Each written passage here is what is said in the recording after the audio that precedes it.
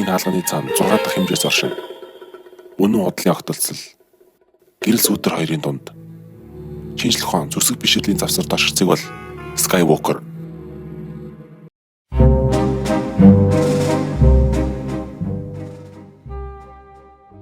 Eyes Wide Shut нь Stanley Kubrick-ийн сүүлийн кино. Kubrick Final Cut-а Warner Bros-д өгөөд 5 хоногийн дараа гинтнаас оржээ. Bill Harford-ыг Доктор Bill гэдэг нь Dollar Bill гэдэгтэй адилхан. Bill ихэнх зүйлийг мөнгө болон докторийн үнэмлэхээрээ шийдэж байгаа нь үзэгддэг. Эмчин нийгмийн давхаргын дээгүүр байдагч эрх мэдэлтэй элитүүдийн давхаргад орохгүй. Түүний эхнэр Alice-ийн нэр Alice гайхамшигын оронд зохиолоо санаа авсан байж болох юм. Alice ажил хийх шаардлагагүй чинээлэг амьдардагч түнд энэ байдал нь уйдгартай санагддаг. Alice нэгт энгийн үедээ шил зөөдөг. Хоёрт киноны турш байн адал явдал хайж буй мэт тал руу харж байдаг нь зохиолын нэр болох Through the Looking Glass-тай таарч байгаа юм. Киноны постер дээр Alice тал руу харсаар л байдаг. Alice Bill хоёр Америкийн дунджаас дээш давхаргын гэр бүлийн стереотип юм. Bill бол эмч, тогтмол өндөр цалинтай чинээлэгэр. Эхнэр Alice нь гадаад үзмжиндээ хит анхаардаг хөөрхөн бүсгүй юм. Энэ хоёрын гэрлэлт хайр сэтгэл гэхээсээ илүүтэйгээр эрэгтэй нь хүүхэд сайн төрүүлж чадхаар бие хаатай үзэсгэлэнтэйг сонгодог бол эмэгтэй нь өөрийн санхүү болон аюулгүй байдлаар хангаж чадах хамтрагчийг хайдаг байгалийн зэн совин тулгуурласан гэрэлт аж. Тэдний охин Хеленагийн нэр Helen of Troy санаа авсан байх магадaltaй. Грекийн домогт Helen of Troy-г дэлхийн хамгийн үзэсгэлэнтэй бүсгүй гэдэг ба Helena ээжтэйгээ байнга цагийг өнгөрөөснөөр том болоод ээжгээл царайнаас цаашгүй эмэгтэй болох хайтай байдаг. Тэд гэртээ халуун дулаан харилцаатай биш мөртлөө хүмүүсийн өмнө жүжиглэж нэг ясны маск зөөдөг.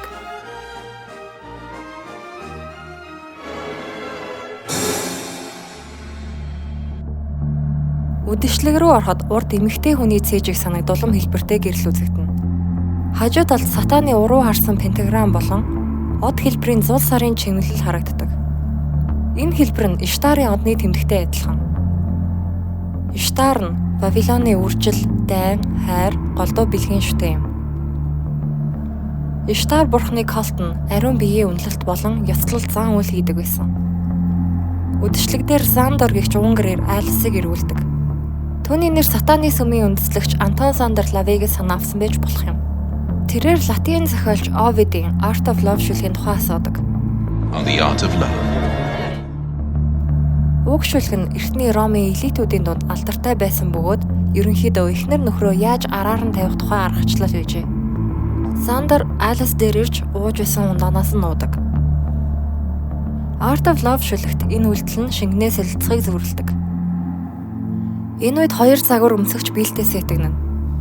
Нэг нь шаргал өстэй, цагаан даашинзтай. Marilyn Monroe-гийн John Kennedy-гийн төрсөн өдрийн дууг дуулахад өмссөн палажтай төстэй.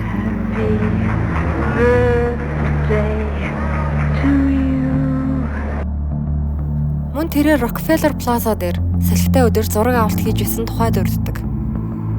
I was doing a photo session in Rockefeller Plaza on a very windy day. There's something in your eye. Just about half of Fifth Avenue. Монрогийн энэхүү зургийг эмэгтэй дурдсан газраас километрч хүрэхгүй зайд авчээ. Ягаан даашинстай, боростой эмэгтэй нөгөөхөө бодвол арай даруй төлөв байдалтай нь Кеннедигийн гэрхий Jacqueline Kennedy-г санагдуулна. Тэрээр Кеннедиг буудуулахад ягаан өнгийн Chanel-ийн хослол өмсөж байжээ. Jacqueline Kennedy худалч нь бараг ягаан өнгийг модонд оруулсан хүн юм. Bill Harford-ийн нэр нь Harrison Ford нэрний товчлол байж болзошгүй. Harrison Ford нь хагас еврей цэстэй. Мөн түүнийг JFK-тэй адилтгсан шалтгаан бол Bill элитүүдтэй ойр харьцдагч тэдний нэг биш гэдгийг илтгэнэ.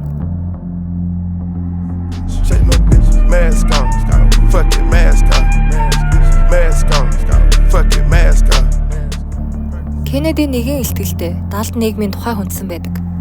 And we are as a people inherently and historically opposed to secret societies, to secret oaths and to secret proceedings.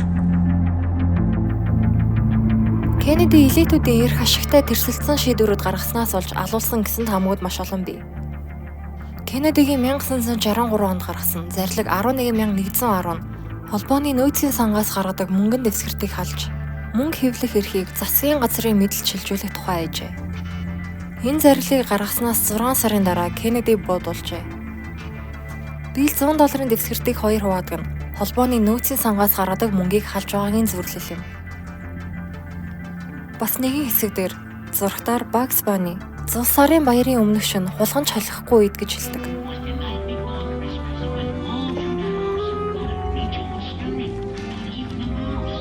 Холбооны нөөцийн санг 1913 оны 12 дугаар сарын 23-нд Конгрессийн гишүүдийг байхгүй үед Woodrow Wilson баталсан.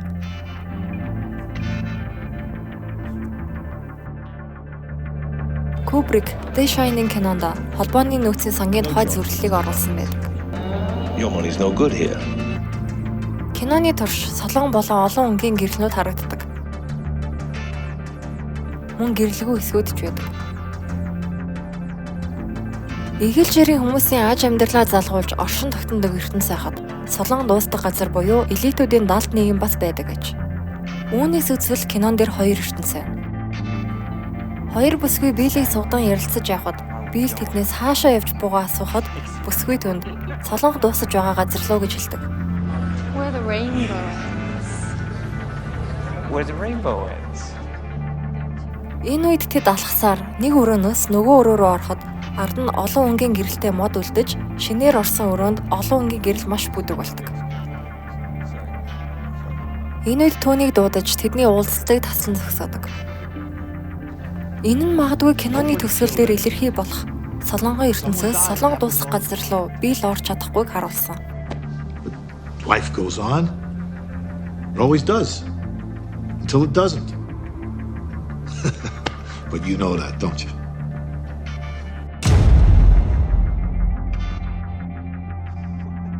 Биел тэр шинэ хуучин найз Nick Nightingale-тэй жаз баранд уулзсан. Nightingale Биллд нууцлаг хүмүүсийн шөнийн үдшилтэд хөгжим тоглодог тухайгаа хэлдэг. Энэ мэдээлэл Биллийн сонирхлыг ихэд татаж маш том алдаа хийв. Nightingale нь ихэвчлэн шөнөөр жиргэдэг алтан ургалдаа шувуу юм. Үдшилтэд нэвтрэх нууц үг нь Fidelia буюу орчуулбал үнэнч байдал юм. Бетховены Fidelia дуур дээр нөхрөө аврахын тулд эхнэр нь өөрийгөө залианд гаргах тухай гардаг. Энэ нууц үг нь Биллийн очсон үдшилтэг яаж төгсөхийг зөвгөндөг. Let him go. Take me.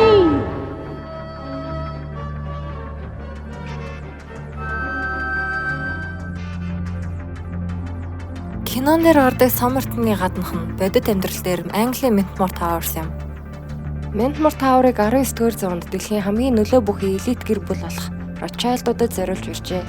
Биллийн танил Виктор Зиглерийн нэр Ротшайлдчиг Герман еврей гаралтай. Ротшайлдууд бодит амьдрал дээр кинонд эрэхтэй төстэй багт үдшилтэд оролцдог гэсэн тэмдэглэл байдаг.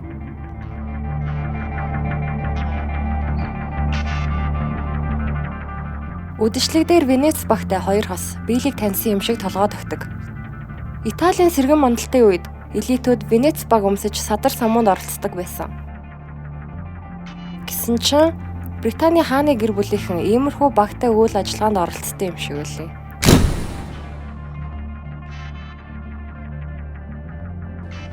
Билл харш руу ороход бүх зүйл өөрчлөгдөнө. Олон өнгийн гэрэл алга болж хөгжимч өөрчлөгдөнө.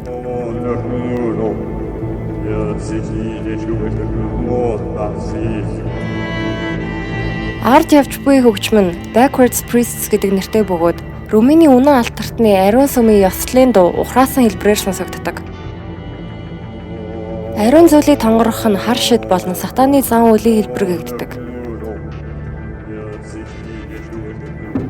Номлогч бүсгүйчүүдийн тойргон дунд зогсноор зан үйл эхэлдэг. Билл баригдсны дараа дахин нэг тойрог үүсдэг. Хүмүүсийн тойрог доторх байрлал эд шидийн зан үйлд хэрэглэгддэг шидэт тойрогтой адилхан. Киноны төгсгөл дэлгүүр дотор Хелена шидэт тойрог гэдэг тоглоомнуудын хажуугаар өнгөрдөг. Энэ нь магадгүй элитүүдийн нууц нийтийн дунд ил байдаг ч нүдээ лав ансан хүмүүс анзаардаггүй гэсэн санаа. Зан үйлийн ихэнд бүсгүйчүүдийн нэг нь Билл дээр ирж оройтхоос өмнө явахыг сануулдаг.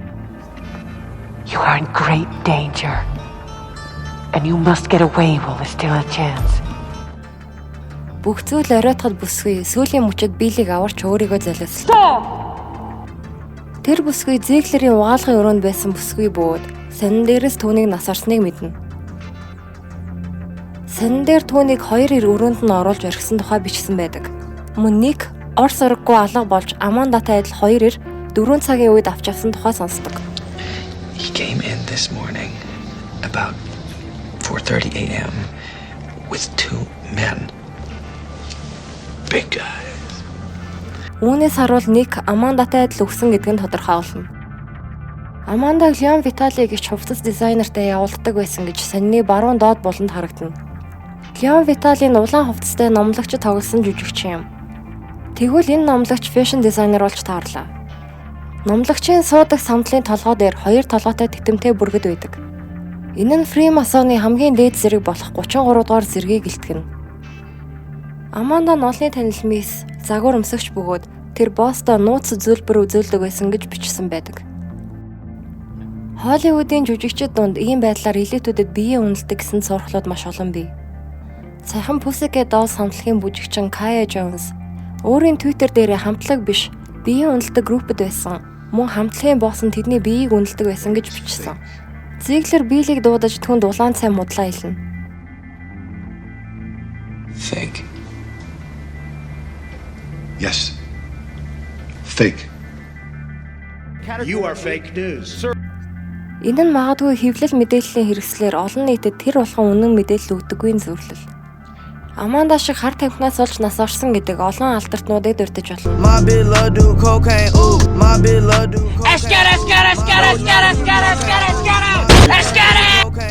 Кубрик кинонд Том Круз, Никол Кидман нарыг зориудаар тоглуулжээ.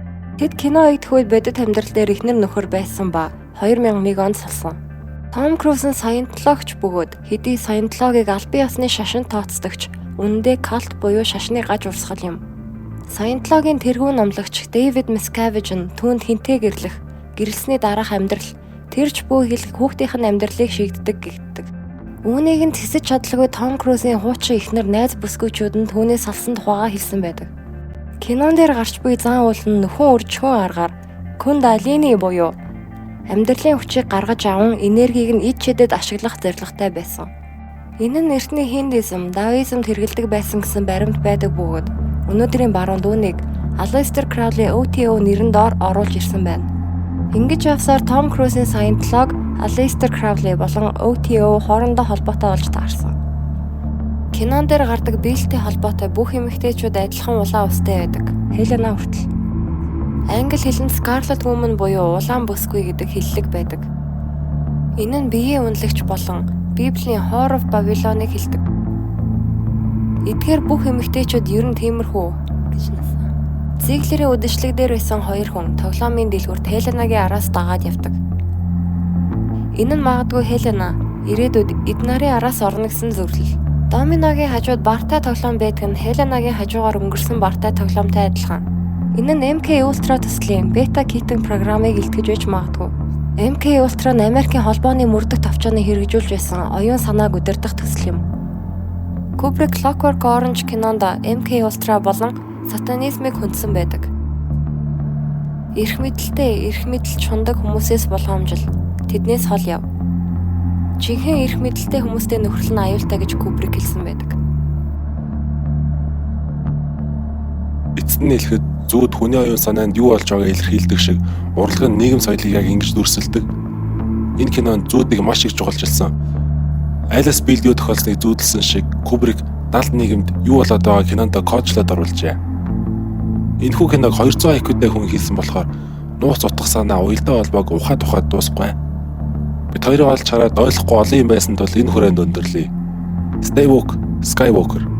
I flex like David Icke, man. The aliens are here, man. The aliens are here, man. The reptilians are here, man. The Illuminati's listening.